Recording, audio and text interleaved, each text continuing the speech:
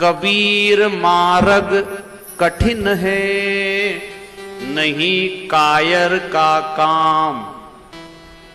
राह चले कोई शूरमा, या आठों पहर संग्राम। ये भक्ति के मान अपमान भी होगा। अपने वाले ही मीराबाई को जहर पिलाया है, हमको जहर तो नहीं पिलाएंगे पर जहर जैसा बोलेंगे जरूर। अगर इस मार्ग पे चलोगे और भगवान चाहिए आपको, तो अपमान, निंदा, बुराई, कलंक और क्या नहीं होगा, ये तो जो चल रहे हैं वही अनुभव कर रहे हैं, शब्दों में नहीं व्यक्त कर सकते होती है। तो फिर मैंने ग्रंथों से मिलान किया। भाई मुक्ति के लिए तो हम व्रत कर रहे, उपवास कर रहे, तीर्थ जा रहे, दान कर रहे, गोदान कर रहे, सेवा कर रहे, हमारी मुक्ति हो जावे। और ये तीन देवता मुक्ति देने में समर्थ नहीं है, तो इनके ऊपर कौन है आखिर। तो मैंने सारी पुस्तकों को पढ़ करके वो संत रामपाल जी महाराज जी के ज्ञान का मिलान किया।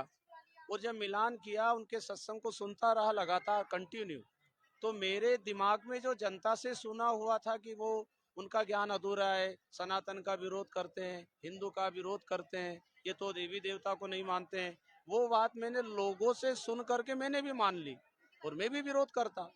लेकिन जब उनके सत्संग मुखारबिंद से सुने, वो लगातार सुनना चालू किया, तो सारी शंका का समाधान उनके प्रवचनों से ही हुआ।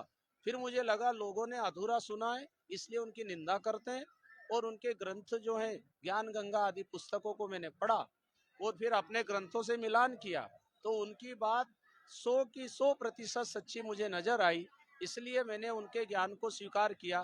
तो सबसे पहले वचन उनका यही था कि तीन गुणों की भक्ति में यो भूल पड़ियो संसार, कहे कबीर निज नाम बिना कैसे उतरे पार। तो भव सागर से पार होने के लिए जीवन मिला है। और कबीर साहब का जो ज्ञान रामपाल जी महाराज जी ने बताया, इसके पहले कभी किसी से नहीं सुना था।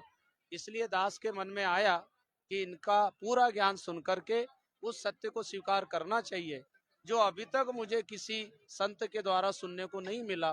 तो मैंने फिर संत रामपाल जी महाराज जी के सत्संग को सुना, उसका मेरे जीवन पर बहुत असर पड़ा और आज पहले से ज्यादा मैं बहुत खुश हूँ।